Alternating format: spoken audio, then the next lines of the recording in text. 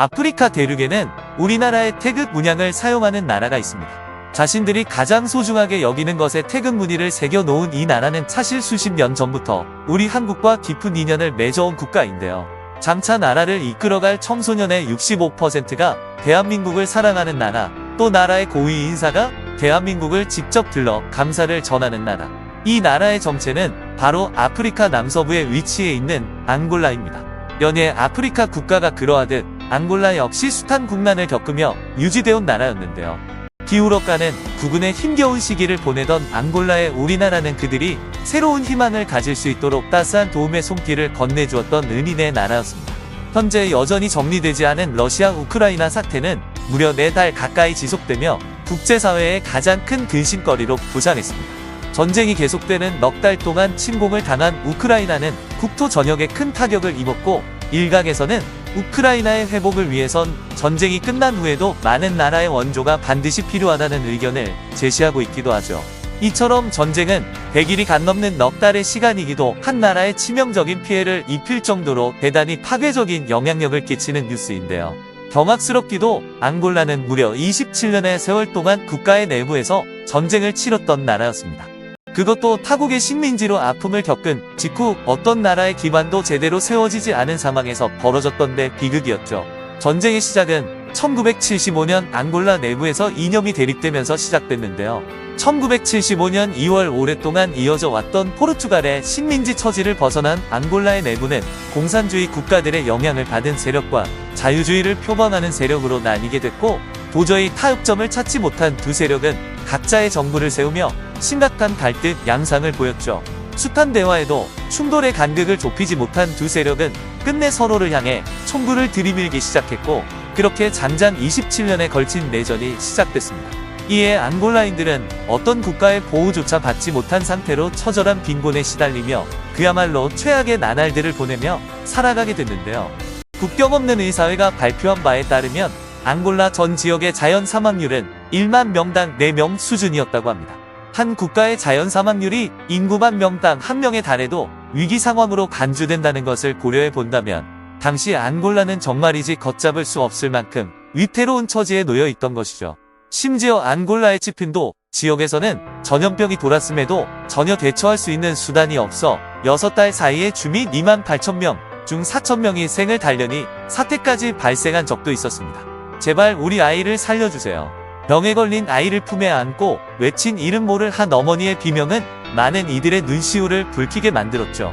모든 산업시설과 농경지역의 파괴, 죽음도 갖춰지지 않은 국가 기반 시스템, 내전의 여파로 앙골라는 세계에서 제일 불행한 사람들이 살고 있는 나라로 변해버린 것입니다. 앞서 통계를 제시했던 국경 없는 의사인 앙골라를 지난 10년간 아프리카에서 목격한 나라 중 최악의 나라라고 이야기하기도 했는데요. 이와 같은 풍전등화의 재앙은 당시 가장 부유한 나라였던 서방 국가들마저 그저 앙골라를 방관하고 있는 사태 속에서 그들에게 구원의 손길을 내민 것이 바로 우리 대한민국이었습니다. 사실 내전이 처음 일어났을 70년대만 하더라도 우리나라는 타국을 향해 도움을 줄 만한 여력이 없었습니다. 한국이 가치 산업화를 이룩한 국가 발전 단계에 있었기 때문이죠. 그러나 1990년대에 이르러 한국은 한강의 기적과 함께 타국의 원조를 해줄 수 있는 나라로 비상하게 됐고, 이내 세계에서 가장 부유했던 나라인 앙골라의 유엔 가입구 기례로 최초의 파병을 결정했습니다. 당시 파병된 우리나라의 상록수부대가 목표로 했던 건 폐허가 되어버린 앙골라의 희망의 샘을 만드는 것이었죠. 내전에 휘말려 매일 땅에는 죽음을 맞이하고 있는 민간인들을 보호하는 것으로 시작해 장비와 기술 지원을 실시했고, 고아원과 성당을 지어주는 데 더해 그들이 이후에 삶을 살아갈 수 있는 농업 기반도 마련해 주었습니다. 또 돌이킬 수 없는 상처를 입은 앙골라인들에게 자신들의 마음을 달랠 수 있는 무드인 태권도도 전수해 주었다죠. 극심한 일교차와 최악의 인프라. 당시 국군은 열악한 생활을 면치 못했지만 최선을 다해 앙골라인들의 삶을 개선해주기 위해 노력했습니다. 특히 국군은 내전에 휘말려 파괴됐던 후임 학교 교각을 도맡아 복구해주기도 했죠. 한국 덕분에 평가가 오는 것이 보인다. 앙골라 지역 신문인 1 파병부대의 도움이 감사를 전하는 기사가 실리곤 했습니다. 비록 대단한 개입으로 전쟁 자체를 멈추질 만큼의 영향력은 떨치지 못했지만 어떤 나라도 적극적인 지원을 해주지 않는 상황에서 이런 우리나라의 도움은 앙골라인들의 마음을 울렸던 것 같은데요. 당시 대통령이던 산토스는 한국군을 방문해 경의를 표할 정도였고, 그 가운데 대한민국의 상징인 태극기에 태극이 조화를 상징한다는 것을 알게 된 그는 한국의 감사를 표하기 위해 또 자국이어서 조화로운 상태를 맞이하길 바란다는 마음으로 태극 무늬를 공군 마크로 쓰기 시작했고, 앙골라에서 가장 값비싼 전투기에도 태극 무늬를 새겼다고 합니다. 감사를 전할 수단조차 남아있지 않은 빈곤한 국가에서 태극 무늬는 앙골라가 대한민국에 어떻게든 전하고 싶던 진심이었던 것이죠. 이런 앙골라인들의 마음은 그로부터 20여 년이 지난 지금 있어도 이어져 오고 있습니다.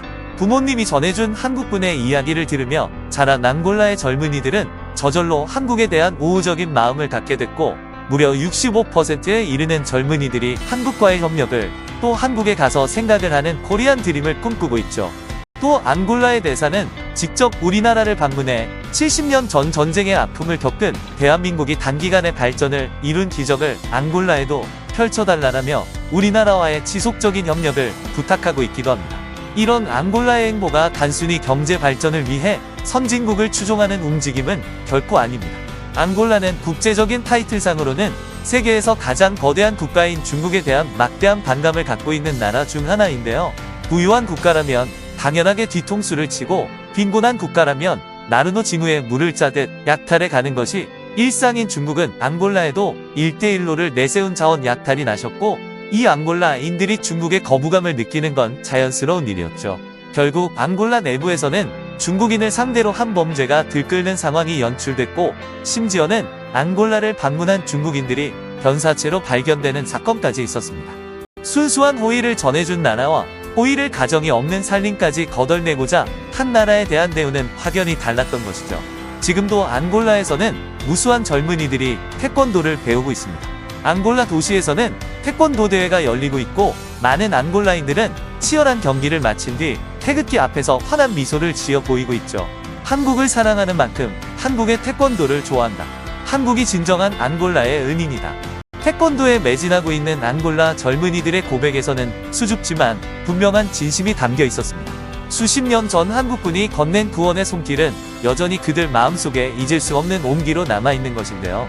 웹상에서는 뜨거운 한국 사랑의 앙골라의 대부에 있어 국기 자체를 태극 마크로 바꿔야 한다는 주장이 나오고 있다는 이야기도 전해지는 상황. 우리나라와 앙골라가 맺은 인연이 소중하게 이어질 수 있길 바라며 오늘 준비한 내용 여기서 마치겠습니다.